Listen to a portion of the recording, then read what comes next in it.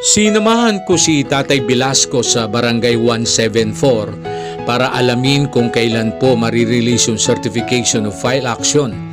Sa kadahilanan po ating mga kababayan, yung kanyang hinabla ay hindi po umaattend ng hearing.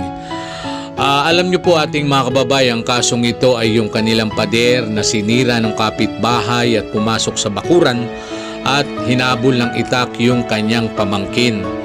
At yun lang po ang inihintay nating CFA para idulog po ito sa Kamkrami. Yung program na isumbong nyo, aksyon agad para agad po itong maaksyonan at masolusyonan nating mga kababayan. At subok ko na po ang programang ito ay marami pong natutulungan. Kagaya ko po ating mga kababayan, marami po tayong nilapit dyan at aksyon agad po ating mga kababayan. At ating mga kababayan, at ako po ay nagpapasalamat din sa lahat ng mga lupon na masikaso po sa atin at may hearing pa po siya. Ang pinakalas po ng hearing po ay February 7.